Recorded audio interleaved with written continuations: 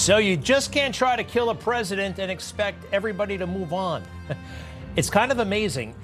I know they're still investigating, right? But there's something very strange about this. Big tech, a good chunk of the fake news, they want us to move on from this. And sure, there's the occasional congressional hearing with pointed questions, but not enough momentum into what happened on that day, the lead up, the post, all of it. Now, we did get a little tidbit just a little while ago, and I think it's significant. It's worth starting off with. We'll get to Kamala and that crazy campaign. Boy, if this country goes for her, we had even bigger problems than I thought. We are even more lost than, but I don't think she is, okay? Let's stay on this, though. The video just dropped by the FBI, of all entities. Somebody was at the shooting, turned it into the FBI, and the FBI just released it. Now, you know the general scheme, right? Where this all happened. Trump on stage, and then we believe the shooter was over here, not far away, on top of that AGR building. Now, the video you're about to see was taken by somebody right around this tree, and they're pointed at the building. And, well, it's pretty interesting. You see a lame, anemic police response, apparently, and, well, a couple of other things. So let's roll the videotape. This is about 2 minutes before the shooter opens fire.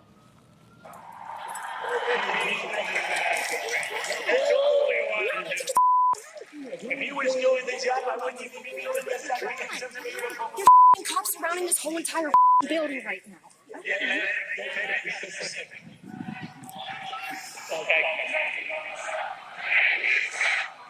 There's something going on in this building.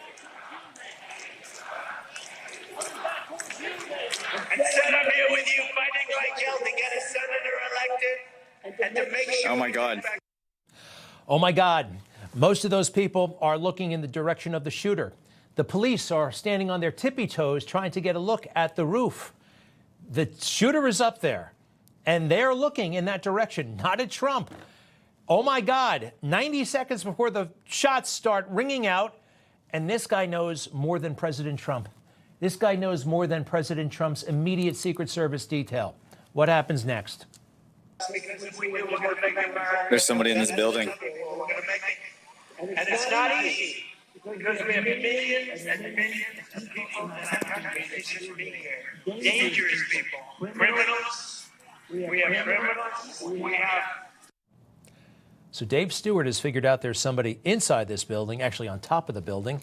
He knows there's a situation, and the police officer, I'm sorry, but just walking a little bit on the nonchalant side. And poor President Trump, minute before he's shot, this is happening, and he's not finding out. His immediate Secret Service detail is not finding out. Next, please.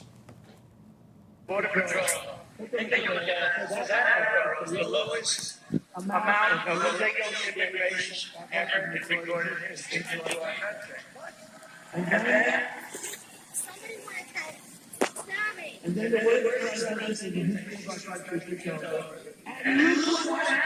Make yourself small, bro. I don't know what's going on. Make yourself smaller. Like, don't be a target. This guy may say he doesn't know what's going on, but intuitively he knows. There's a gunman, and he's the only one who seems to have situational awareness about it. Keep going.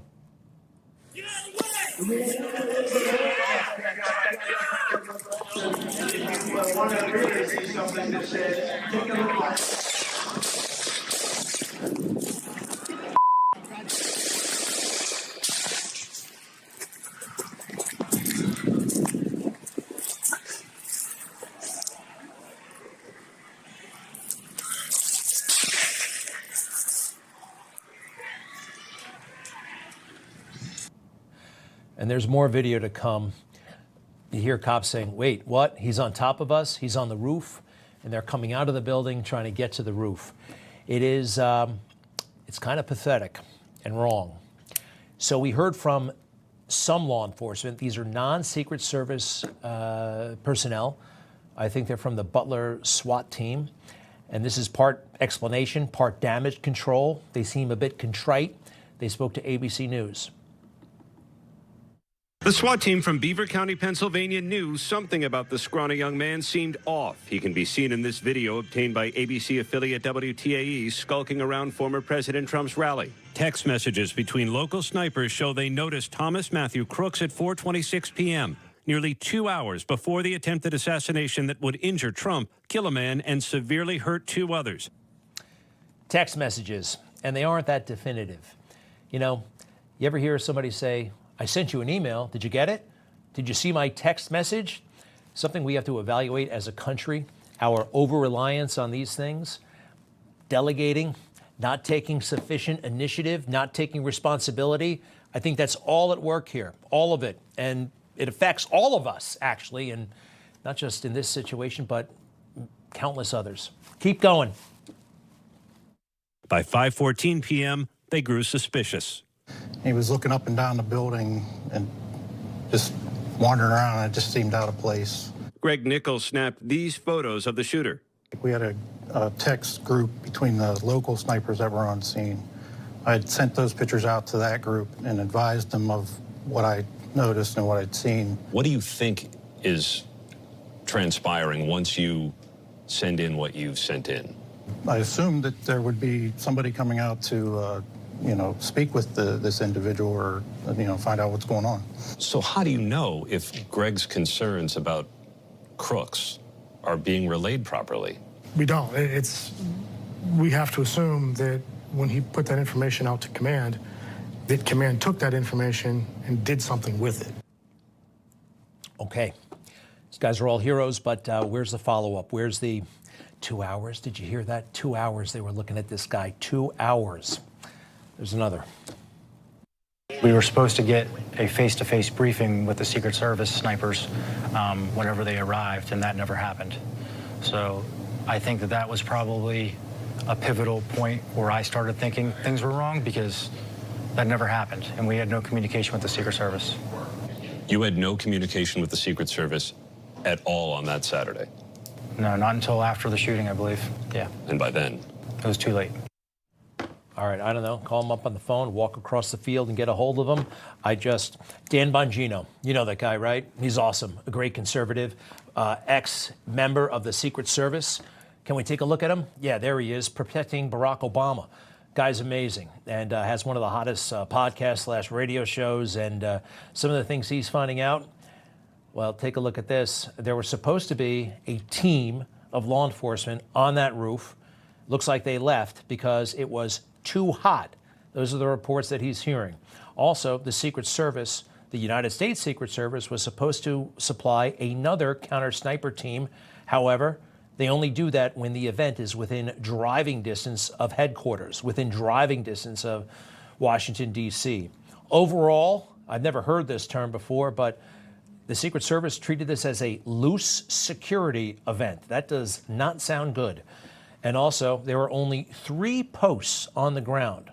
Now, I'm not familiar with this, but apparently that means 3 Secret Service agents on the ground before President Trump's Secret Service entourage arrived. Everybody else is kind of piecemeal, some from Homeland Security, some from state police, some from various federal agencies, ad hoc. You know who didn't have an ad hoc arrangement that day? Jill Biden, who had an event in Pennsylvania as well.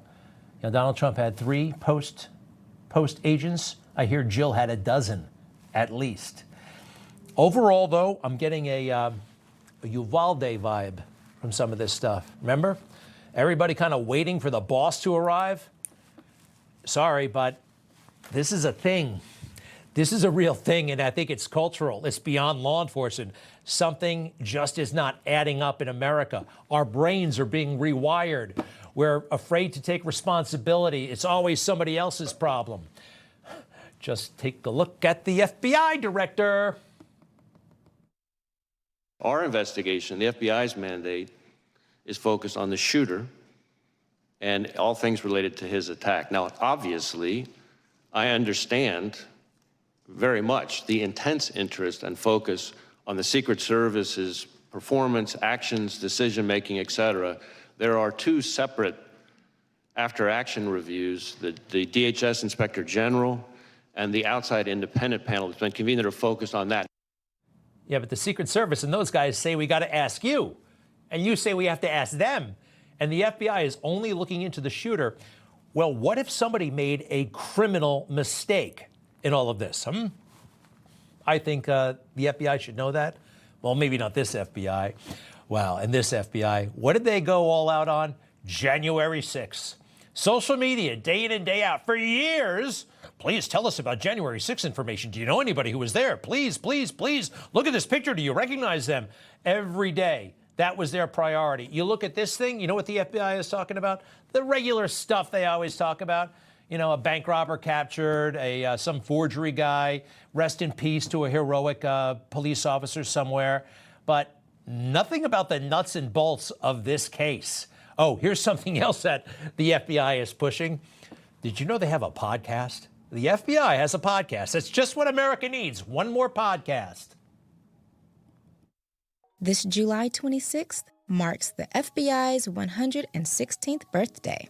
On this episode of our podcast, we'll celebrate the occasion by taking a quick sprint through our history and sharing 16 facts you might not know about the Bureau. Well, I know some facts that are probably not in that podcast. How they screwed up the Kennedy assassination, how they screwed up 9/11 and beyond. Federal Bureau of Investigation. There's really almost nothing to like about that abbreviation or acronym. Is it an acronym or an abbreviation? I don't know, but I do know this. They're political, they're partisan, and they gave Joe Biden yet another talking point on the way out the door. Today, the violent crime rate is at a 50-year low. Not true at all, but the FBI cleverly and helpfully cooked the books. So scenes like this in Nordstrom's, I believe this was in Los Angeles, right? A total field day. This actually is not a felony. These are misdemeanors, okay? Some of this stuff does not actually make the crime index. And neither does the all-out riot we saw in Washington, D.C., where those pro-terrorist idiots were marauding all over the place and hassling cops, in some places assaulting cops. The charges nearly across the board all dropped. So officially, no crime. That's the FBI for you, giving the Biden administration political cover to make false political points like you just heard. All right, back to July 13th. If you want to know about what happened, there are fewer and fewer places you can go for the information. You got to watch this show, Bongino, of course, and some websites, but they're trying to make those harder and harder to find. If you go to Google, big tech is trying to make it difficult for people to find out more about the assassination attempt on President Trump. If you look up assassination attempt, it tries to get you to the Ronald Reagan event. It tries to get you to Archduke Ferdinand's assassination in, what was that, Austria-Hungary or Prussia, whatever. They don't want you finding out more about this. So many Google searches will take you not to Donald Trump, but to Kamala Harris's website. It is insane. It is big tech. This is the bubble they want us living in.